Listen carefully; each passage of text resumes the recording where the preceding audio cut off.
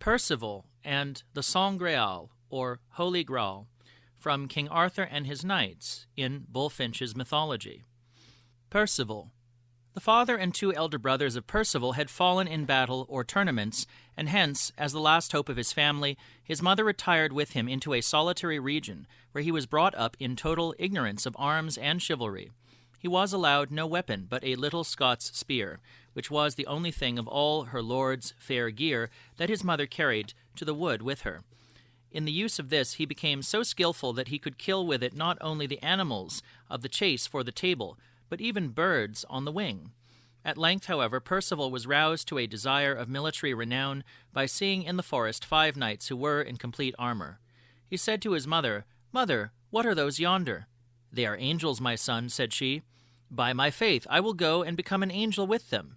And Perceval went to the road and met them. "Tell me, good lad," said one of them, "sawest thou a knight pass this way either today or yesterday?" "I know not," said he, "what a knight is." "Such a one as I am," said the knight. "If thou wilt tell me what I ask thee, I will tell thee what thou askest me." "Gladly will I do so," said Sir Owain, for that was the knight's name. "What is this?" demanded Perceval, touching the saddle. "It is a saddle," said Owain. Then he asked about all the accoutrements which he saw upon the men and the horses, and about the arms, and what they were for, and how they were used. And Sir Owain showed him all those things fully, and Perceval in return gave him such information as he had. Then Perceval returned to his mother and said to her, "Mother, those were not angels, but honorable knights." Then his mother swooned away, and Perceval went to the place where they kept the horses that carried firewood and provisions for the castle, and he took a bony, piebald horse, which seemed to him the strongest of them, and he pressed a pack into the form of a saddle, and with twisted twigs he imitated the trappings which he had seen upon the horses. When he came again to his mother, the countess had recovered from her swoon. "My son," said she, "desirest thou to ride forth?" "Yes, with thy leave," said he. "Go forward then," she said, "to the court of Arthur, where there are the best and the noblest and the most bountiful of men, and tell him thou art Perceval, the son of Pellinore, and ask of him to bestow knighthood on thee. And whenever thou seest a church, repeat there thy pater noster. And if thou see meat and drink, and hast need of them, thou mayest take them. If thou hear an outcry of one in distress, proceed toward it, especially if it be the cry of a woman, and render her what service thou canst. If thou see a fair jewel, win it, for thus shalt thou acquire fame. Yet freely give it to another, for thus thou shalt obtain praise. If thou see a fair woman, pay court to her, for thus thou wilt obtain love." After this discourse, Perceval mounted the horse, and taking a number of sharp-pointed sticks in his hand, he rode forth. And he rode far in the woody wilderness without food or drink. At last he came to an opening in the wood where he saw a tent. And as he thought it might be a church, he said his pater noster to it. And he went towards it, and the door of the tent was open. And Perceval dismounted and entered the tent. In the tent he found a maiden sitting, with a golden frontlet on her forehead, and a gold ring on her hand. And Perceval said, "Maiden, I salute you, for my mother told me whenever I met a lady, I must respectfully salute her." Perceiving in one corner of the tent some food, 2 flasks full of wine, and some boar's flesh roasted, he said, "My mother told me whenever I saw meat and drink to take it." And he ate greedily, for he was very hungry. The maiden said, "Sir, thou hadst best go quickly from here, for fear that my friends should come, and evil should befall you." But Perceval said, "My mother told me, wheresoever I saw a fair jewel to take it." And he took the gold ring from her finger and put it on his own. And he gave the maiden his own ring in exchange for hers. Then he mounted his horse and rode away. Perceval journeyed on till he arrived at Arthur's court. And it so happened that just at that time an uncourteous knight had offered Queen Guinevere a gross insult. For when her page was serving the queen with a golden goblet, this knight struck the arm of the page and dashed the wine in the queen's face and over her stomach. Then he said, "If any have boldness to avenge this insult to Guinevere, let him follow me to the meadow." So the knight took his horse and rode to the meadow, carrying away the golden goblet. And all the household hung down their heads, and no one offered to follow the knight to take vengeance upon him. For it seemed to them that no one would have ventured on so daring an outrage unless he possessed such powers, through magic or charms, that none could be able to punish him. Just then, behold, Perceval entered the hall upon the bony, piebald horse, with his uncouth trappings. In the center of the hall stood Kay, the seneschal. "Tell me, tall man," said Perceval, "is that Arthur yonder?" "What wouldst thou with Arthur?" asked Kay. "My mother told me to go to Arthur and receive knighthood from him." "By my faith," said he, "thou art all too meanly equipped with horse and with arms." Then all the household began to jeer and laugh at him. But there was a certain damsel who had been a whole year at Arthur's court, and had never been known to smile. And the king's fool had said that this damsel would not smile till she had seen him who would be the flower of chivalry. Footnote: a fool was a common appendage of the courts of those days when this romance was written. A fool was the ornament held in next estimation to a dwarf. He wore a white dress with a yellow bonnet, and carried a bell or bauble in his hand. Though called a fool, his words were often weighed and remembered as if there were a sort of oracular meaning in them. Now, this damsel came up to Perceval and told him, smiling, that if he lived, he would be one of the bravest and best of knights.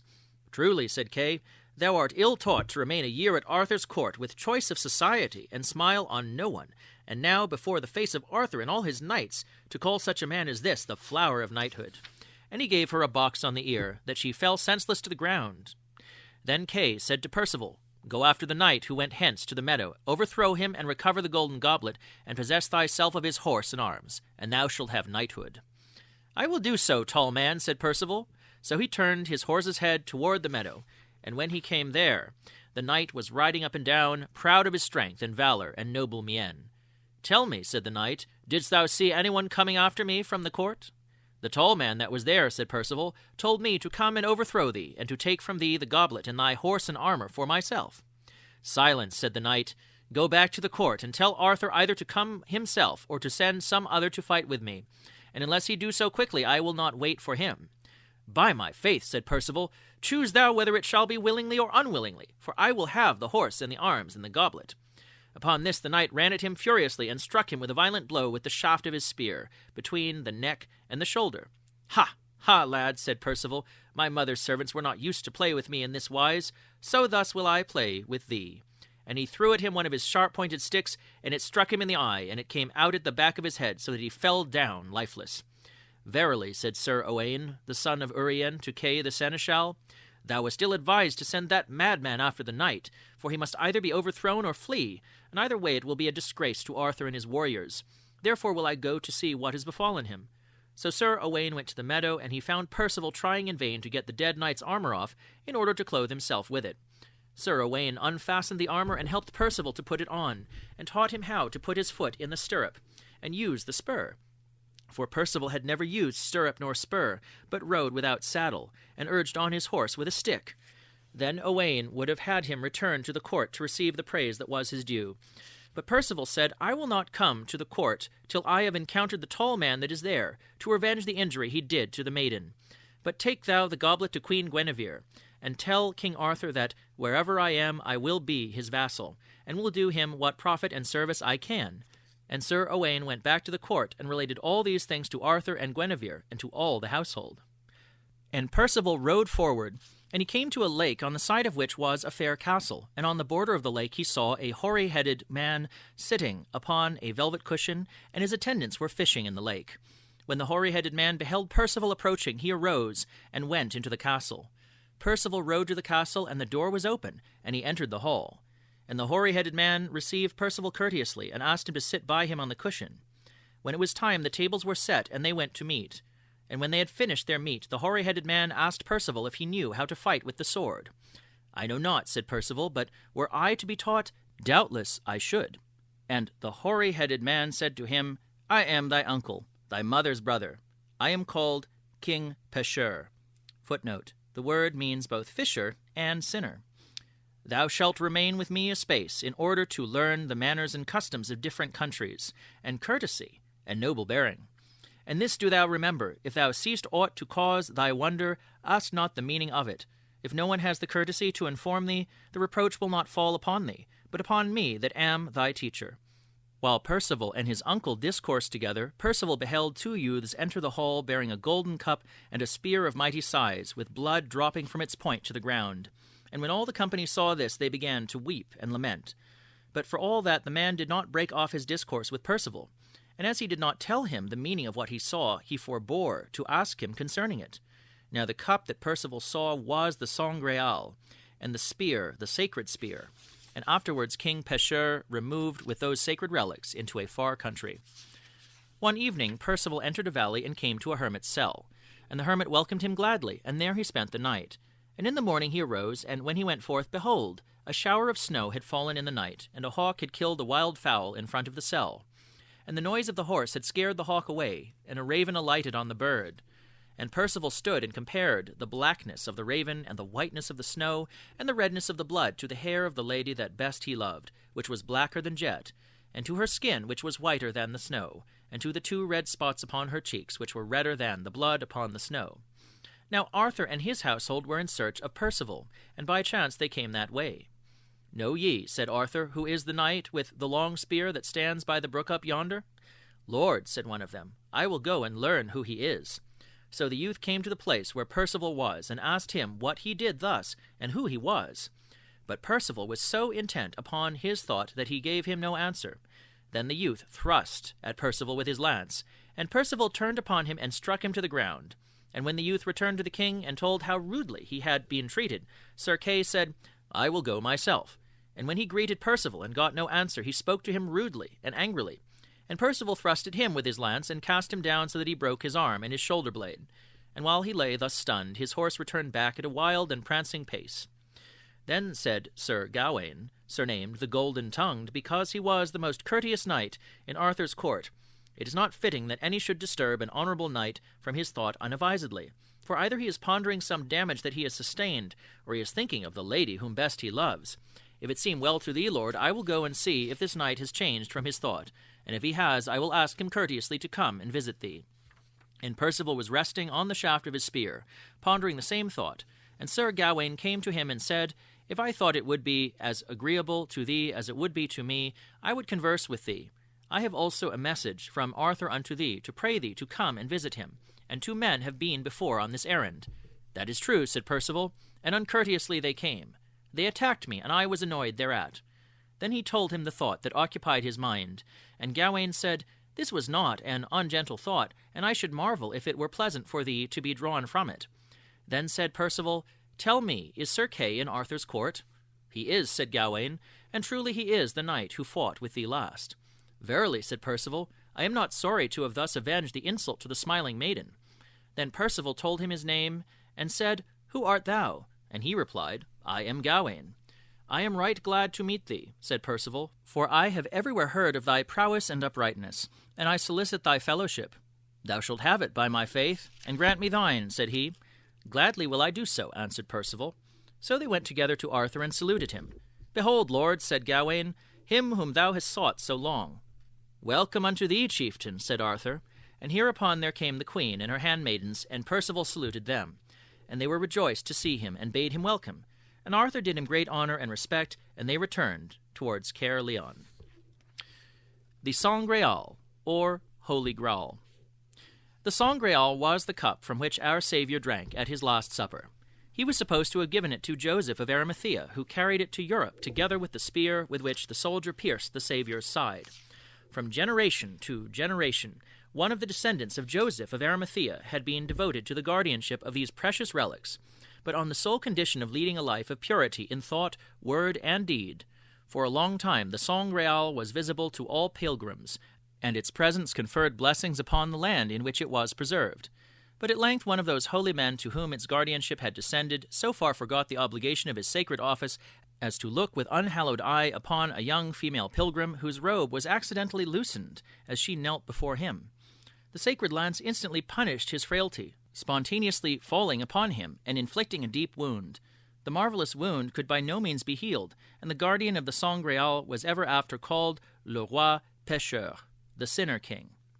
The Sangreal withdrew its visible presence from the crowds who came to worship, and an iron age succeeded to the happiness which its presence had diffused among the tribes of Britain.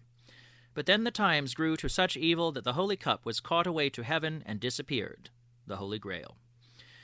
We have told in the history of Merlin how that great prophet and enchanter sent a message to King Arthur by Sir Gawain, directing him to undertake the recovery of the Sangreal, informing him at the same time that the knight who should accomplish that sacred quest was already born and of a suitable age to enter upon it. Sir Gawain delivered his message, and the king was anxiously revolving in his mind how best to achieve the enterprise, when at the vigil of Pentecost, all the fellowship of the Round Table being met together at Camelot, as they sat at meat, suddenly there was heard a clap of thunder, and then a bright light burst forth, and every knight, as he looked on his fellow, saw him in seeming fairer than ever before. All the hall was filled with sweet odours, and every knight had such meat and drink as he best loved. Then there entered into the hall the Holy Grail, covered with white samite, so that none could see it, and it passed through the hall suddenly and disappeared. During this time no one spoke a word, but when they had recovered breath to speak, King Arthur said, "Certainly we ought greatly to thank the Lord for what he hath showed us this day." Then Sir Gawain rose up and made a vow that for 12 months and a day he would seek the Saint Graal, and not return till he had seen it, if so he might speed. When they of the Round Table heard Sir Gawain say so, they arose, the most part of them, and vowed the same. When King Arthur heard this, he was greatly displeased, for he knew well that they might not gainsay their vows. "Alas," said he to Sir Gawain, "you have nigh slain me with the vow and promise that ye have made, for ye have bereft me of the fairest fellowship that ever were seen together in any realm of the world. For when they shall depart hence, I am sure that all shall never meet more in this world." Sir Galahad.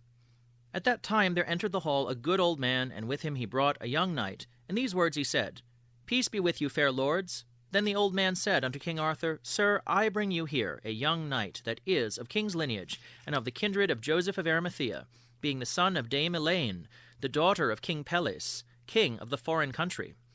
Now the name of the young knight was Sir Galahad, and he was the son of Sir Launcelot du Lac. But he had dwelt with his mother at the court of King Pelles, his grandfather, till now he was old enough to bear arms, and his mother had sent him in the charge of a holy hermit to King Arthur's court. Then Sir Launcelot beheld his son, and had great joy of him. And Sir Bohort told his fellows, "Upon my life, this young knight shall come to great worship." The noise was great in all the court, so that it came to the queen. And she said, "I would fain see him, for he must needs be a noble knight, for so is his father." And the queen and her ladies all said that he resembled much unto his father, and he was seemly and demure as a dove, with all manner of good features, that in the whole world men might not find his match. And King Arthur said, "God make him a good man, for beauty faileth him not, as any that liveth." Then the hermit led the young knight to the Siege Perilous, and he lifted up the cloth, and found there letters that said, "This is the seat of Sir Galahad, the good knight." And he made him sit in that seat. And all the knights of the Round Table marveled greatly at Sir Galahad, seeing him sit securely in that seat, and said, "This is he by whom the Saint Graal shall be achieved, for there never sat one before in that seat without being mischieved." On the next day the king said, "Now at this quest of the Saint Graal shall all ye of the Round Table depart, and never shall I see you again altogether. Therefore I will that ye all repair to the meadow of Camelot, for to just and tourney yet once more before ye depart." But all the meaning of the king was to see Sir Galahad proved. So then were they all assembled in the meadow. Then Sir Galahad, by request of the king and queen, put on his harness and his helm, but shield would he take none for any prayer of the king. And the queen was in a tower with all her ladies to behold that tournament. Then Sir Galahad rode into the midst of the meadow, and there he began to break spears marvellously, so that all men had wonder of him, for he surmounted all knights that encountered with him, except two, Sir Launcelot and Sir Perceval. So many knights that all the people cried, and almost burst the barriers in their heat, shouting, "Sir Galahad and Sir Perceval!" Sir Galahad.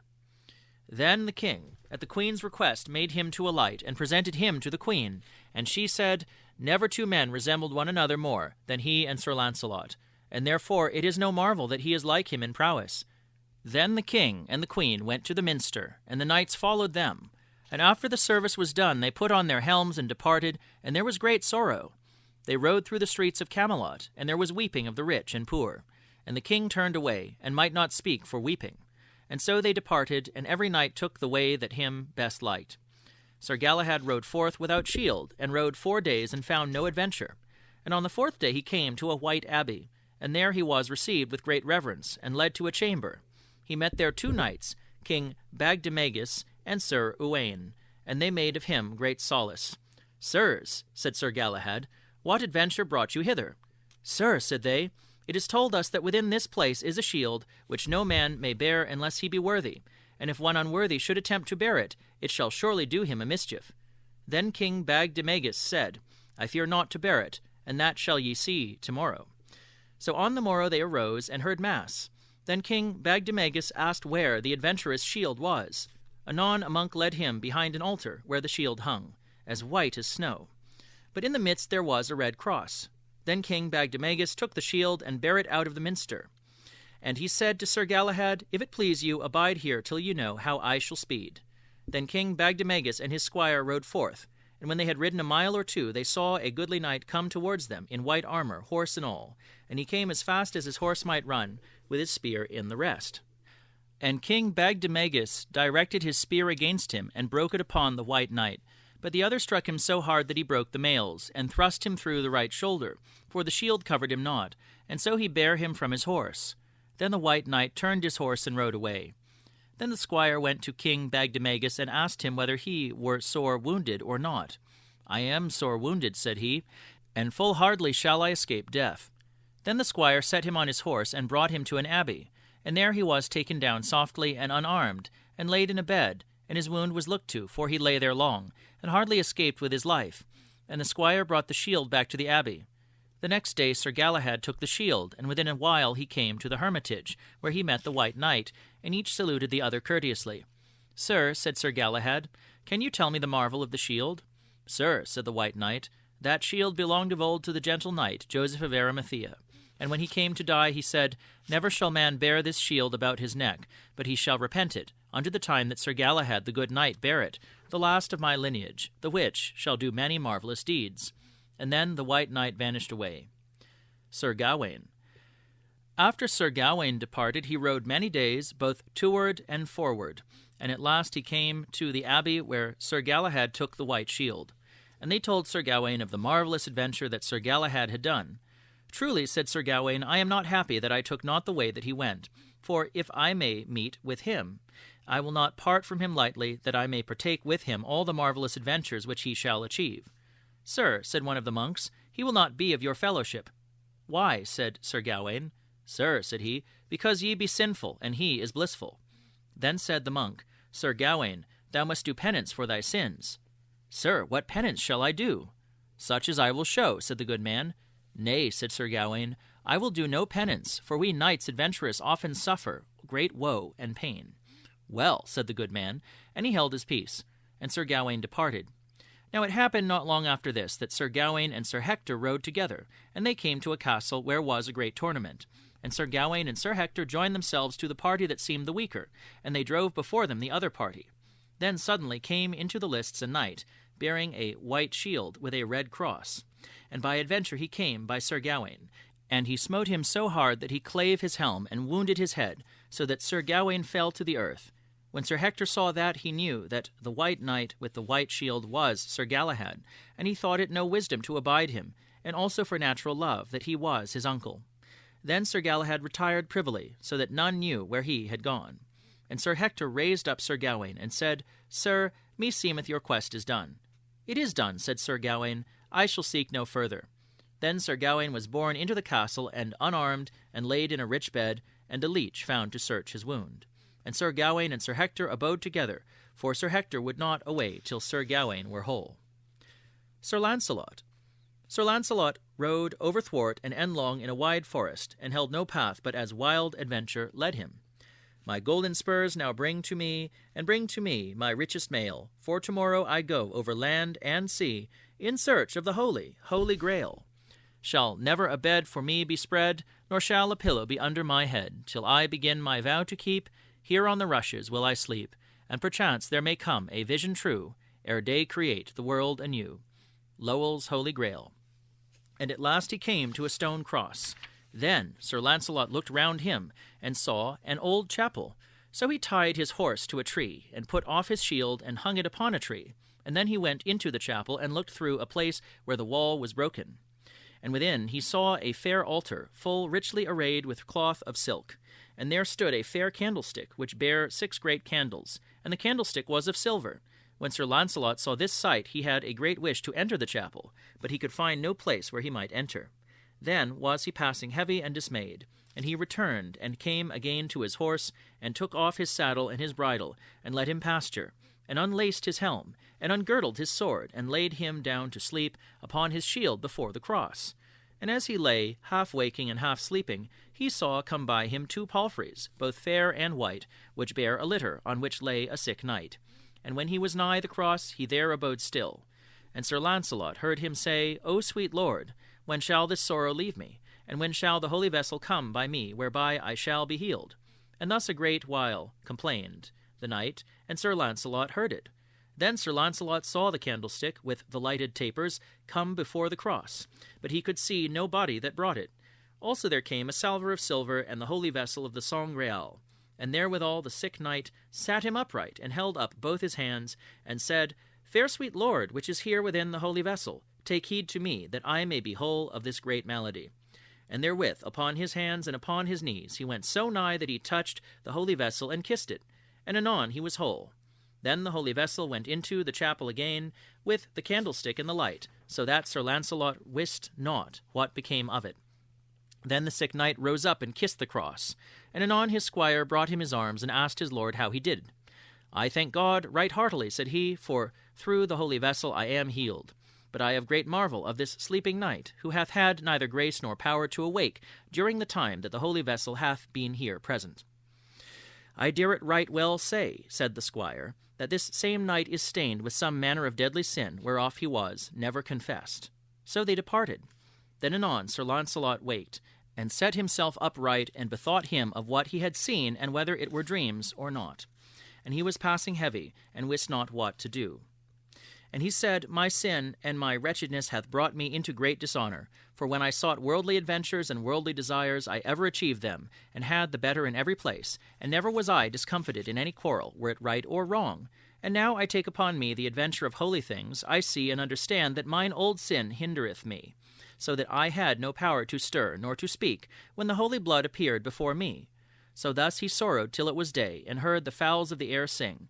Then was he somewhat comforted. Then he departed from the cross into the forest, and there he found a hermitage, and a hermit therein, who was going to mass. So when mass was done, Sir Launcelot called the hermit to him, and prayed him for charity to hear his confession. With a good will, said the good man, and then he told that good man all his life, and how he had loved a queen unmeasurably many years. And all my great deeds of arms that I have done, I did the most part for the queen's sake, and for her sake would I do battle, were it right or wrong, and never did I battle all only for God's sake, but for to win worship, and to cause me to be better beloved. And little or naught I thank God for it. I pray you counsel me. I will counsel you, said the hermit, if ye will ensure me that ye will never come in that queen's fellowship as much as ye may forbear. And then Sir Launcelot promised the hermit by his faith that he would no more come in her company. Look that your heart and your mouth accord, said the good man, and I shall ensure you that ye shall have more worship than ever ye had. Then the good man enjoined Sir Launcelot such penance as he might do, and he assailed Sir Launcelot and made him abide with him all that day, and Sir Launcelot repented him greatly. Sir Perceval departed and rode till the hour of noon, and he met in a valley about 20 men of arms. And when they saw Sir Perceval, they asked him whence he was, and he answered, Of the court of King Arthur. Then they cried all at once, Slay him! But Sir Perceval smote the first to the earth, and his horse upon him. Then 7 of the knights smote upon his shield all at once, and the remnant slew his horse, so that he fell to the earth. So had they slain him or taken him, had not the good knight Sir Galahad, with the red cross, come there by adventure. And when he saw all the knights upon one, he cried out, Save me that knight's life! Then he rode toward the 20 men of arms as fast as his horse might drive, with his spear in the rest, and smote the foremost horse and man to the earth. And when his spear was broken, he set his hand to his sword, and smote on the right hand and on the left, that it was marvel to see. And at every stroke he smote down one, or put him to rebuke, so that they would fight no more, but fled to a thick forest, and Sir Galahad followed them. And when Sir Perceval saw him chase them so, he made great sorrow that his horse was slain. And he wist well it was Sir Galahad. Then he cried aloud, Ah, fair knight, abide, and suffer me to do thanks unto thee, for right well have ye done for me. But Sir Galahad rode so fast that at last he passed out of his sight. When Sir Perceval saw that he would not turn, he said, Now am I a very wretch, and most unhappy above all other knights. So in his sorrow he abode all that day till it was night, And then he was faint, and laid him down, and slept till midnight. And then he awaked, and saw before him a woman, who said unto him, Sir Perceval, what dost thou here? He answered, I do neither good nor great ill. If thou wilt promise me, said she, that thou wilt fulfill my will when I summon thee, I will lend thee my own horse, which shall bear thee whither thou wilt. Sir Perceval was glad of her proffer, and insured her to fulfill all her desire. Then abide me here, and I will go fetch you a horse. And so she soon came again, and brought a horse with her that was inky black. When Perceval beheld that horse, he marvelled, it was so great and so well apparelled. And he leapt upon him, and took no heed of himself. And he thrust him with his spurs, and within an hour and less he bare him 4 days' journey thence, until he came to a rough water, which roared, and his horse would have borne him into it. And when Sir Perceval came nigh the brim, and saw the water so boisterous, he doubted to overpass it. And then he made the sign of the cross on his forehead. When the fiend felt him so charged, he shook off Sir Perceval, and went into the water crying and roaring, and it seemed unto him that the water burned. Then Sir Perceval perceived it was a fiend that would have brought him unto his perdition. Then he commended himself unto God, and prayed our Lord to keep him from all such temptations. And so he prayed all that night till it was day. Then he saw that he was in a wild place, that was closed with the sea nigh all about. And Sir Perceval looked forth over the sea, and saw a ship come sailing towards him, and it came and stood still under the rock. And when Sir Perceval saw this, he hied him thither, and found the ship covered with silk, and therein was a lady of great beauty, and clothed so richly that none might be better. And when she saw Sir Perceval, she saluted him, and Sir Perceval returned her salutation. Then he asked her of her country and her lineage. And she said, I am a gentlewoman that am disinherited, and was once the richest woman of the world. Damsel, said Sir Perceval, who hath disinherited you? For I have great pity of you. Sir, said she, my enemy is a great and powerful lord, and aforetime he made much of me, so that of his favour and of my beauty I had a little pride more than I ought to have had. Also I said a word that pleased him not. So he drove me from his company and from mine heritage. Therefore I know no good knight nor good man, but I get him on my side if I may. And for that I know that thou art a good knight, I beseech thee to help me. Then Sir Perceval promised her all the help that he might, and she thanked him. And at that time the weather was hot, and she called to her a gentlewoman, and bade her bring forth a pavilion. And she did so, and pitched it upon the gravel. Sir, said she, now may you rest you in this heat of the day. Then he thanked her, and she put off his helm and his shield, and there he slept a great while. Then he awoke, and asked her if she had any meat, and she said yea, and so there was set upon the table all manner of meats that he could think on. Also he drank there the strongest wine that ever he drank, and therewith he was a little chafed more than he ought to be. With that he beheld the lady, and he thought she was the fairest creature that ever he saw. And then Sir Perceval proffered her love, and prayed her that she would be his. Then she refused him in a manner, for the cause he should be the more ardent on her, and ever he ceased not to pray her of love. And when she saw him well enchafed, then she said, Sir Perceval, wit you well I shall not give ye my love, unless you swear from henceforth you will be my true servant, and do no thing but that I shall command you. Will you ensure me this, as ye be a true knight? Yea, said he, fair lady, by the faith of my body. And as he said this, by adventure and grace, he saw his sword lie on the ground naked, in whose pommel was a red cross, and the sign of the crucifix thereon. Then he made the sign of the cross on his forehead, and therewith the pavilion shriveled up, and changed into a smoke and a black cloud. And the damsel cried aloud, and hasted into the ship, and so she went with the wind roaring and yelling, that it seemed all the water burned after her. Then Sir Perceval made great sorrow, and called himself a wretch, saying, How nigh was I lost! Then he took his arms, and departed thence. Sir Bohort. When Sir Bohort departed from Camelot, he met with a religious man, riding upon an ass. And Sir Bohort saluted him. What are ye? Said the good man. Sir, said Sir Bohort, I am a knight that fain would be counselled in the quest of the Saint Graal. So rode they both together till they came to a hermitage, and there he prayed Sir Bohort to dwell that night with him. So he alighted and put away his armour, and prayed him that he might be confessed. And they went both into the chapel, and there he was clean confessed. And they ate bread and drank water together. Now, said the good man, I pray thee that thou eat none other till thou sit at the table where the Saint Graal shall be. Sir, said Sir Bohort, but how know ye that I shall sit there? Yea, said the good man, that I know well, but there shall be few of your fellows with you. Then said Sir Bohort, I agree me thereto.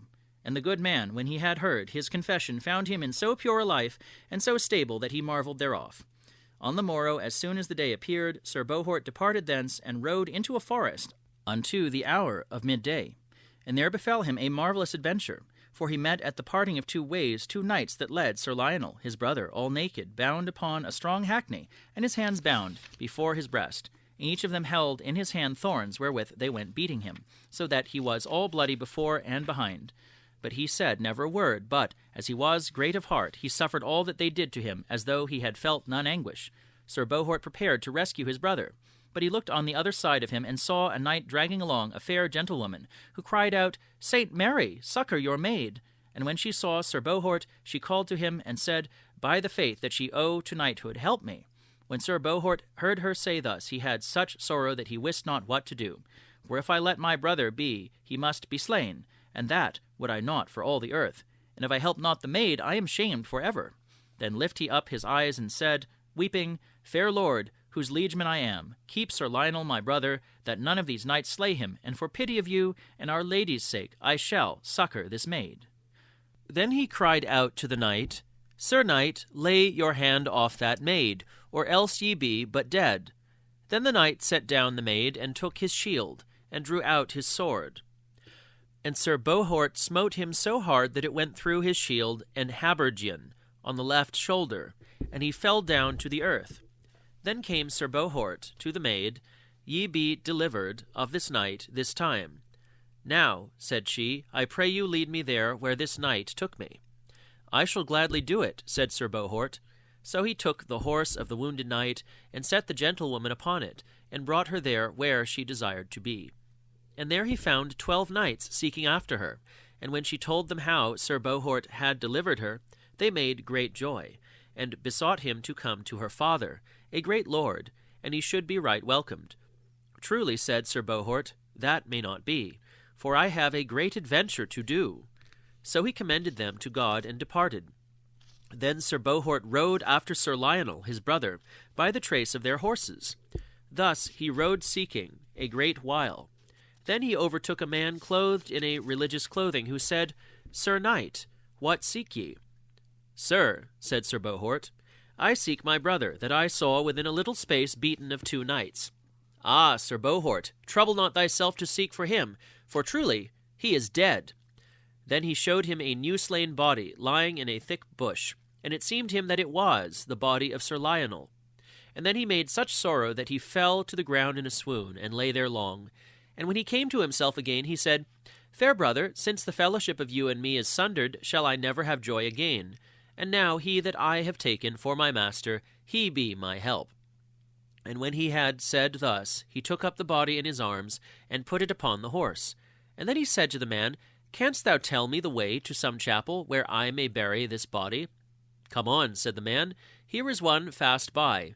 And so they rode till they saw a fair tower, and beside it a chapel. Then they alighted both, and put the body into a tomb of marble. Then Sir Bohort commended the good man unto God, and departed. And he rode all that day, and harboured with an old lady.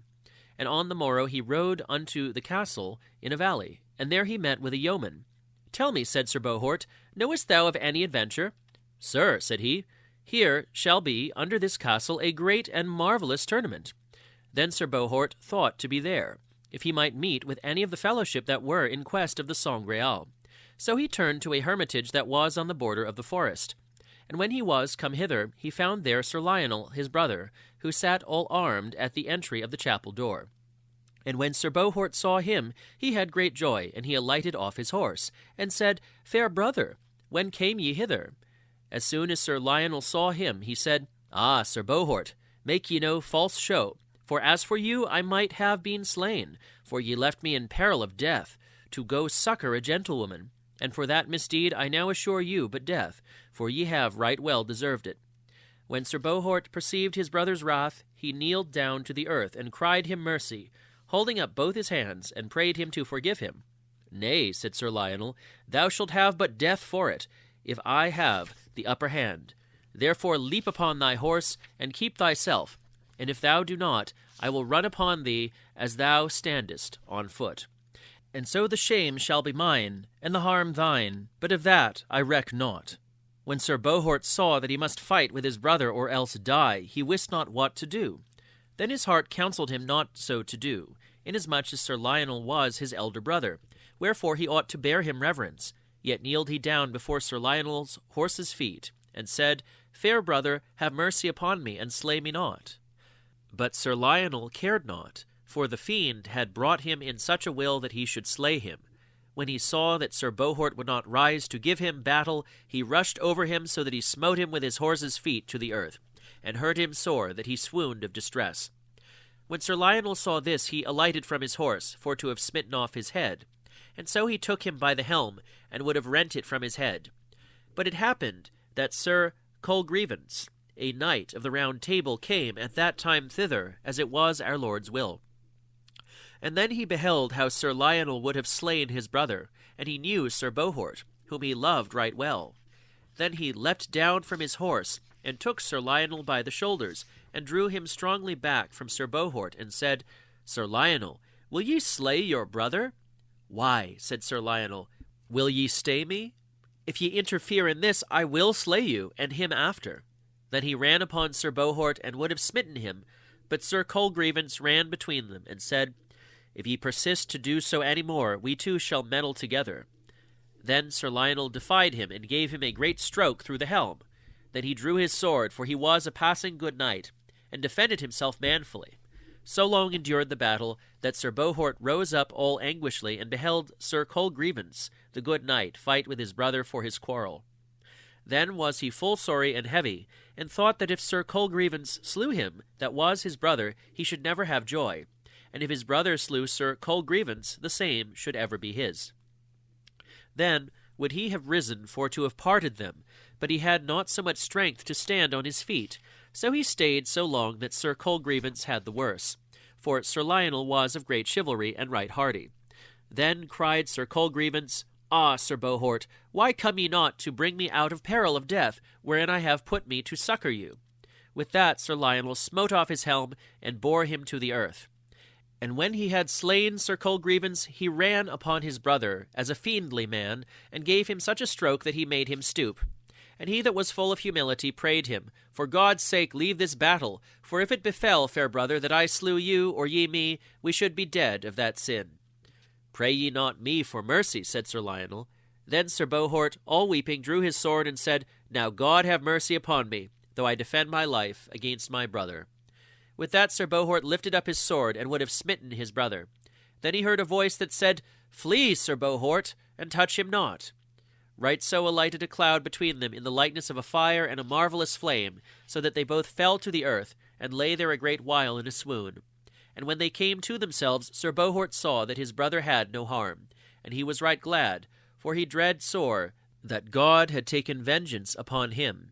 Then Sir Lionel said to his brother, Brother, forgive me, for God's sake, all that I have trespassed against you. And Sir Bohort answered, God forgive it thee, and I do. With that Sir Bohort heard a voice say, Sir Bohort, take thy way anon, right to the sea, for Sir Perceval abideth thee there. So Sir Bohort departed and rode the nearest way to the sea. And at last he came to an abbey that was nigh the sea. That night he rested him there, and in his sleep there came a voice unto him, and bade him go to the sea shore. He started up, and made a sign of the cross on his forehead, and armed himself, and made ready his horse, and mounted him, and at a broken wall he rode out, and came to the sea shore. And there he found a ship, covered all with white samite, and he entered into the ship. But it was anon so dark that he might see no man, and he laid him down and slept till it was day. Then he awaked, and saw in the middle of the ship a knight all armed, save his helm. And then he knew it was Sir Perceval de Galis, and each made of other right great joy. Then said Sir Perceval, We lack nothing now, but the good knight, Sir Galahad. Sir Launcelot. It befell upon a night Sir Launcelot arrived before a castle which was rich and fair, and there was a postern that was opened toward the sea, and was open without any keeping, save 2 lions kept the entry, and the moon shined clear. Anon Sir Launcelot heard a voice that said, Launcelot, enter into the castle, where thou shalt see a great part of thy desire. So he went unto the gate, and saw the 2 lions. Then he set hands to his sword, and drew it. Then there came suddenly, as it were, a stroke upon the arm, so sore that the sword fell out of his hand, and he heard a voice that said, O man of evil faith, Wherefore believest thou more in thy armour than in thy Maker? Then said Sir Launcelot, Fair lord, I thank thee of thy great mercy, that thou reprovest me of my misdeed. Now see I well that thou holdest me for thy servant. Then he made a cross on his forehead, and came to the lions. And they made semblance to do him harm, but he passed them without hurt, and entered into the castle. And he found no gate nor door, but it was open. But at the last he found a chamber whereof the door was shut. And he set his hand thereto to have opened it, but he might not. Then he listened, and heard a voice which sung so sweetly that it seemed none earthly thing. And the voice said, Joy and honour be to the Father of heaven. Then Sir Launcelot kneeled down before the chamber, for well he wist that there was the Sangreal in that chamber. Then said he, Fair sweet lord, if ever I did anything that pleased thee, for thy pity show me something of that which I seek. And with that he saw the chamber door open, and there came out a great clearness, that the house was as bright as though all the torches of the world had been there. So he came to the chamber door, and would have entered, and anon a voice said unto him, Stay, Sir Launcelot, and enter not. And he withdrew him back, and was right heavy in his mind. Then looked he in the midst of the chamber, and saw a table of silver, and the holy vessel covered with red samite, and many angels about it, whereof one held a candle of wax burning, and another held a cross, and the ornaments of the altar. O yet methought I saw the Holy Grail, all palled in crimson samite, and around great angels' awful shapes, and wings, and eyes, the Holy Grail. Then, for very wonder and thankfulness, Sir Launcelot forgot himself, and he stepped forward and entered the chamber. And suddenly a breath that seemed intermixed with fire smote him so sore in the visage that therewith he fell to the ground, and had no power to rise. Then felt he many hands about him, which took him up, and bare him out of the chamber, without any amending of his swoon, and left him there, seeming dead to all the people.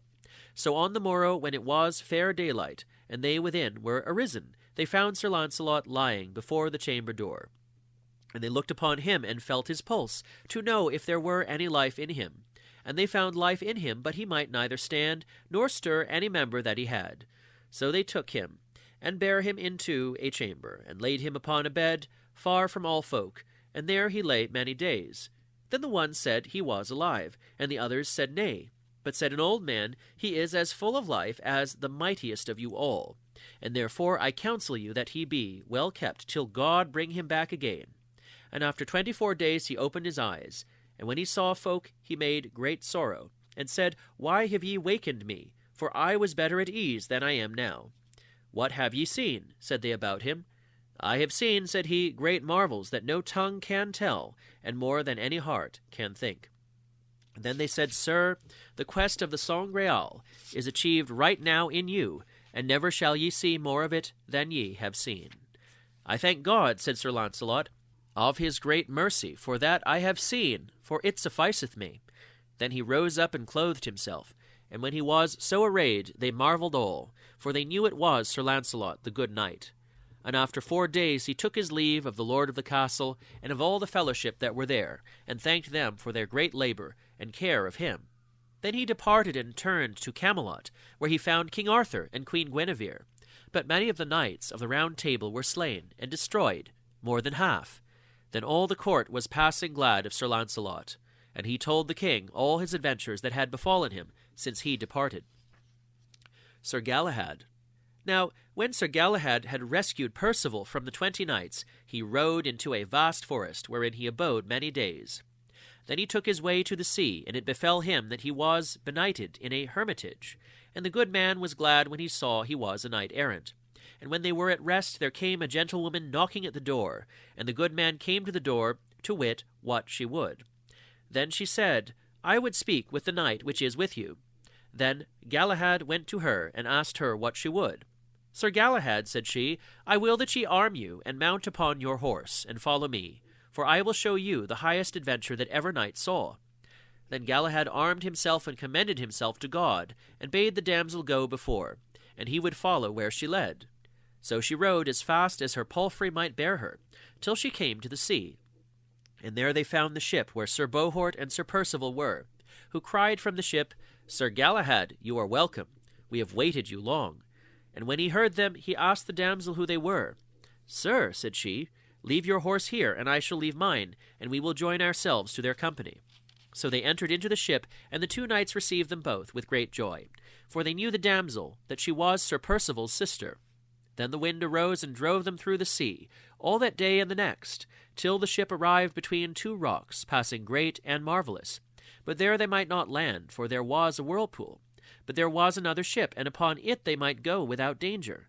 Go we thither, said the gentlewoman, and there we shall see adventures, for such is our Lord's will. Then Sir Galahad blessed him, and entered therein, and then next the gentlewoman, and then Sir Bohort and Sir Perceval. And when they came on board, they found there the table of silver, and the Saint Graal, which was covered with red samite. And they made great reverence thereto. And Sir Galahad prayed a long time to our Lord, that at what time he should ask to pass out of this world he should do so. And a voice said to him, Galahad, thou shalt have thy request, and when thou askest the death of thy body, thou shalt have it, and then shalt thou find the life of thy soul. And anon the wind drove them across the sea, till they came to the city of Sarras. Then took they out of the ship the table of silver, and Sir Perceval and Sir Bohort took it before. And Sir Galahad came behind, and right so they went to the city. And at the gate of the city they saw an old man, a cripple. And Sir Launfal said, I behold in thee an image of him who died on the tree. Thou also hast had thy crown of thorns. Thou also hast had the world's buffets and scorns. And to thy life were not denied the wounds in thy hands and feet and side. Mild Mary's son, acknowledge me. Behold, through him I give to thee. Lowell's Holy Grail. Then Galahad called him and bade him help to bear this heavy thing. Truly, said the old man, it is 10 years since I could not go but with crutches. Care thou not, said Sir Galahad, but arise up and show thy good will. Then the old man rose up and assayed, and found himself as whole as ever he was, and he ran to the table and took one part with Sir Galahad.